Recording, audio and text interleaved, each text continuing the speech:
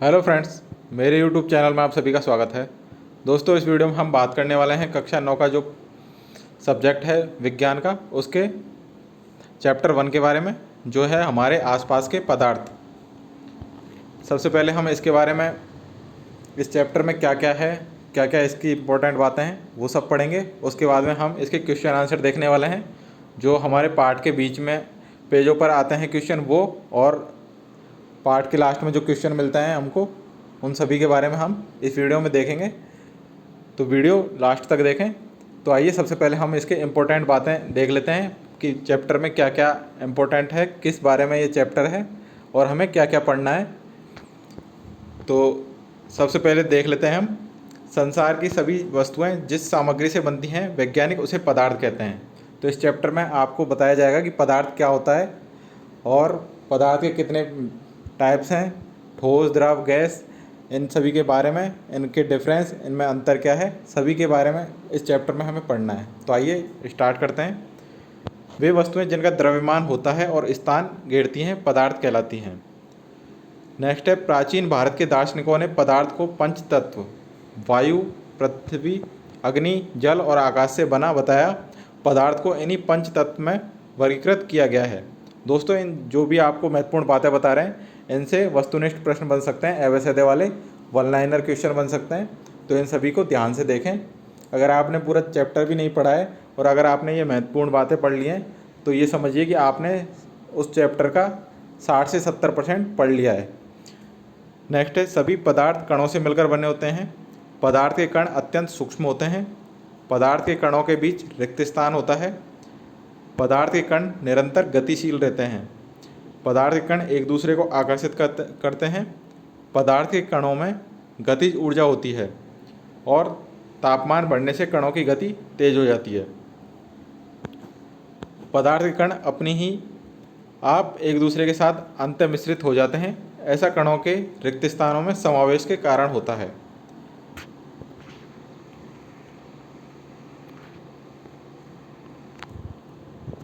दो विभिन्न पदार्थों के कणों का स्वतः मिलना विसरण कहलाता है।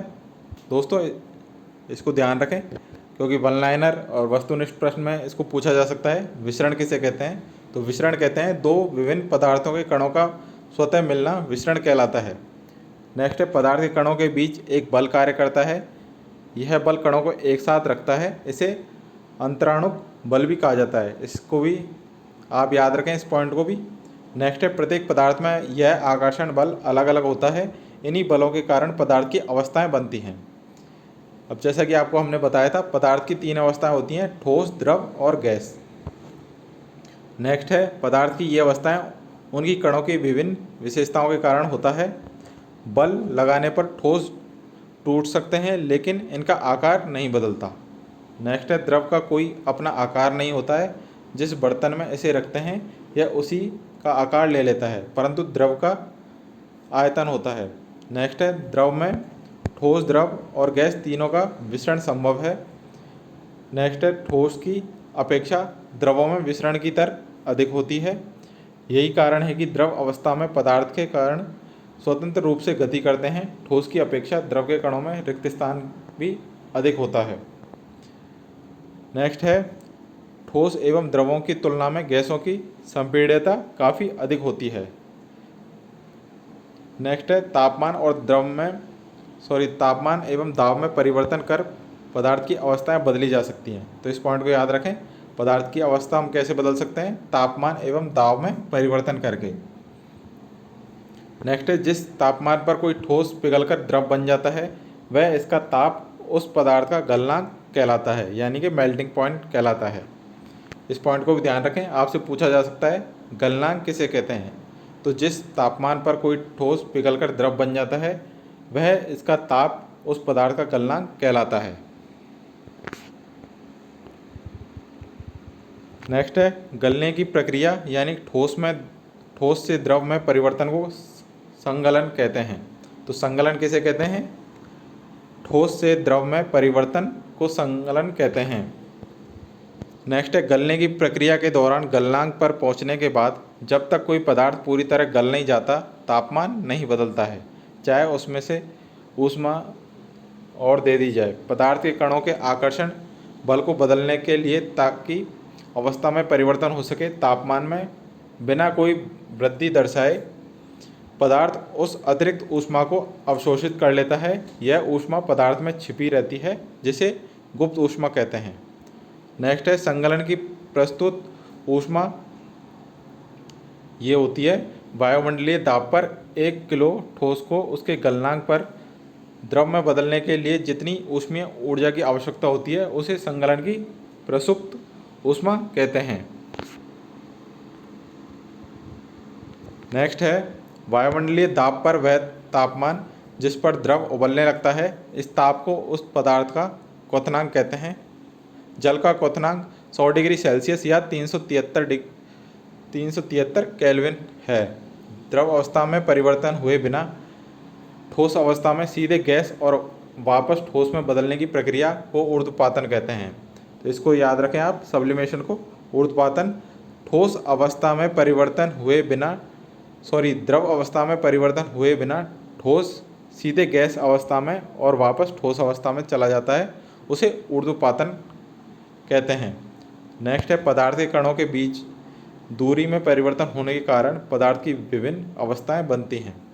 नेक्स्ट है ठोस कार्बन डाइऑक्साइड द्रव अवस्था में आए बिना सीधे गैस में परिवर्तित हो जाती है। यही कारण है कि ठोस कार्बन डाइऑक्साइड को शुष्क बर्फ़ कहते हैं। तो शुष्क बर्फ़ का सूत्र होता है ठोस कार्बन डाइऑक्साइड यानी कि CO2। नेक्स्ट है दाब के बढ़ने और तापमान के घटने से गैस द्रव में बदल सकते हैं। नेक्स्ट है क्वथनांक से कम तापमान पर द्रव के वाष्प में परिवर्तन होने की प्रक्रिया को वाष्पीकरण कहते हैं। नेक्स्ट है वाष्पीकरण से शीतलता आती है। ये थे इस चैप्टर के इम्पोर्टेंट पॉइंट्स। अब हम देखते हैं इसके क्वेश्चन जो हमारे पेजों के बीच में आए थे वो, और चैप्टर के लास्ट में जो क्वेश्चन है वो। तो सबसे पहले देख लेते हैं पेज नंबर 4 पे जो क्वेश्चन है। पेज नंबर 4 पे क्वेश्चन है निम्नलिखित में से कौन से पदार्थ हैं।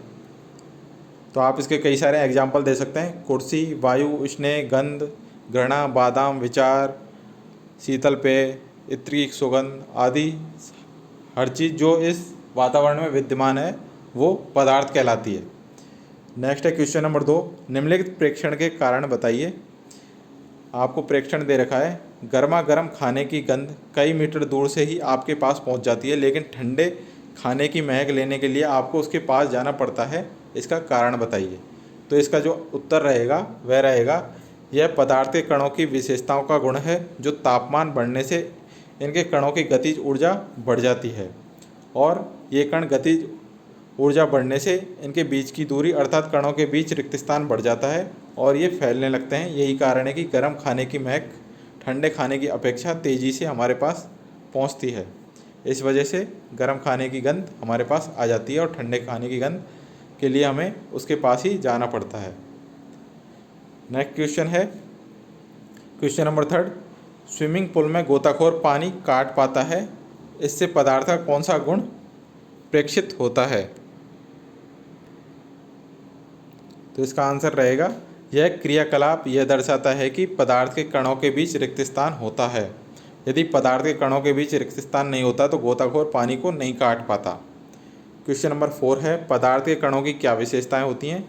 तो पदार्थ के कणों की कई सारी विशेषताएं होती हैं। पदार्थ के कणों के बीच रिक्त स्थान होता है, पदार्थ के कण निरंतर गतिशील होते हैं, यह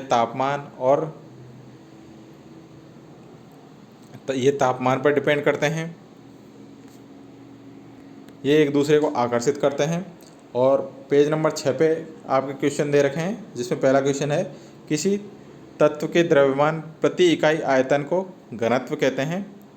और घनत्व क्या होता है, किसी भी वस्तु का जो द्रव्यमान है उसमें अगर हम उस वस्तु के आयतन का भाग देंगे तो हमें घनत्व प्राप्त हो जाएगा। तो घनत्व होता है द्रव्यमान बटा आयतन। नेक्स्ट है बढ़ते हुए घनत्व के क्रम में निम्नलिखित को व्यवस्थित करें। आपको दे रखे हैं एग्जाम्पल, वायु, चिमनी का धुआं, शहद, जल, चौक, रुई और लोहा। इनके घनत्व क्रम में व्यवस्थित करना है। पहला है पदार्थ। तो आपको बताना है, ये घनत्व के हिसाब से इनको सेट करना है, किसका घनत्व ज़्यादा होता है और किसका कम होता है। नेक्स्ट है आपके पार्ट के क्वेश्चन। पहला क्वेश्चन दे रखा है आपको, ये अतिरिक्त क्वेश्चन है, इन्हें भी ज़रूर देखें। पहला है पदार्थ के कणों के बीच रिक्त स्थान होता है, उदाहरण देके इसे समझाइए। तो आप इन सब के स्क्रीनशॉट लेते रहें, सारे क्वेश्चनों के आंसर आपको दे रखे हैं, इन सभी को याद कर लें। जब आपका एग्ज़ाम स्टार्ट होगा तो उससे पहले एक बार इसको देख लें, आपके सारे क्वेश्चन आसानी से हो जाएंगे। दूसरा क्वेश्चन है, कारण बताइए क्यों गैस उस बर्तन को पूरी तरह से भर देती है जिसमें इसको रखते हैं। तो इसका जो आंसर रहेगा वह रहेगा, द्रवों की तुलना में गैसों की संपीड़ितता अधिक होती है, जिससे ये जिस बर्तन में डालना होता है तेज़ी से स्थान लेते हैं और पूरी तरह भर देते हैं। नेक्स्ट है, वाष्पीकरण के कारण शीतलता कैसे होती है। तो इन सब के स्क्रीनशॉट लेते रहें, आप सभी को याद कर लें।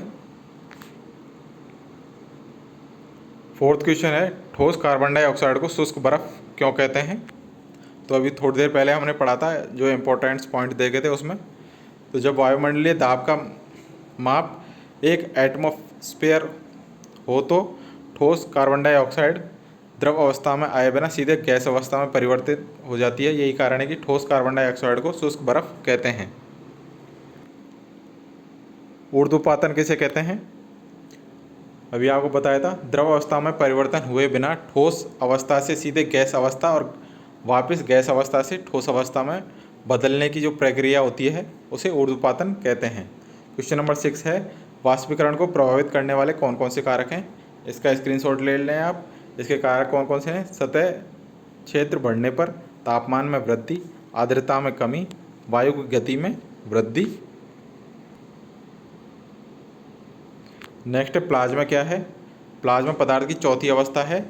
नियॉन बल्ब के अंदर नियॉन गैस और फ्लोरोसेंट ट्यूब के अंदर हीलियम या कोई अन्य गैस होती है। विद्युत ऊर्जा प्रवाहित होने पर यह गैस आयनीकृत यानी आवेशित हो जाती है। आवेशित होने से ट्यूब या बल्ब के अंदर चमकीला पदार्थ तैयार हो जाता है, जिसे हम प्लाज्मा कहते हैं। नेक्स्ट है, गुप्त ऊष्मा किसे कहते हैं। 9 नंबर क्वेश्चन है, संगलन की प्रसुप्त ऊष्मा किसे कहते हैं। नेक्स्ट क्वेश्चन है, वाष्पीकरण की गुप्त ऊष्मा से आप क्या समझते हैं। क्वेश्चन नंबर 11 है, संघनन क्या है। 12 नंबर क्वेश्चन है, 100 डिग्री सेल्सियस तापमान पर भाप अर्थात वाष्प के कणों में उसी तापमान पर पानी के कणों की अपेक्षा अधिक ऊर्जा होती है, क्यों। ऐसा इसलिए होता है क्योंकि भाप के कणों ने वाष्पीकरण की गुप्त ऊष्मा के रूप में अतिरिक्त ऊष्मा अवशोषित कर ली है, जिससे वह उसी तापमान पर पानी के कणों की अपेक्षा अधिक ऊष्मा होती है। नेक्स्ट क्वेश्चन है, गलनांक एवं क्वथनांक में क्या अंतर है। तो आपको इस तरीके से सारणी बनानी है पेपर में, एक तरफ गलनांक लिखना है, एक तरफ क्वथनांक, और इसके अंतर बताने हैं। गलनांक होता है वह तापमान जिस पर कोई ठोस पिघलने लगता है, जबकि क्वथनांक क्या होता है, वह तापमान जिस पर कोई द्रव उबलने लगता है। दूसरा है, ठोसों का गलनांक होता है जबकि द्रवों का क्वथनांक होता है। क्वेश्चन नंबर 14 है, 3 ऊर्ध्वपतित होने वाले पदार्थ का नाम बताइए। तो ये इसके उदाहरण हैं, कपूर, नौसादर, अमोनियम क्लोराइड। तो ये थे सारे इम्पोर्टेंट क्वेश्चन और इम्पोर्टेंट फैक्ट्स हमने देखे चैप्टर 9 के, जो हमारा है हमारे आसपास के पदार्थ, जिसमें हमने पदार्थ के बारे में पढ़ा, पदार्थ क्या होता है, पदार्थ की कितनी अवस्थाएं होती हैं, पदार्थ की जो मुख्यतः 3 अवस्थाएं होती हैं, ठोस, द्रव और गैस। जो चौथी अवस्था होती है पदार्थ की, उसे हम प्लाज्मा कहते हैं। अब इसके बाद में हमने पढ़ा क्वथनांक क्या होता है और गलनांक क्या होता है। इसके बाद में पढ़ा हमने ऊर्ध्वपातन क्या होता है, संपीड़ितता क्या होती है।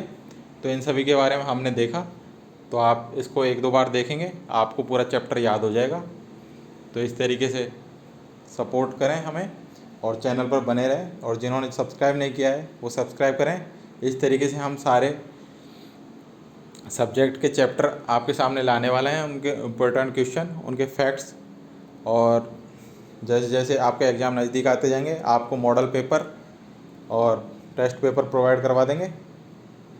मिलते हैं नेक्स्ट वीडियो में। Thank you.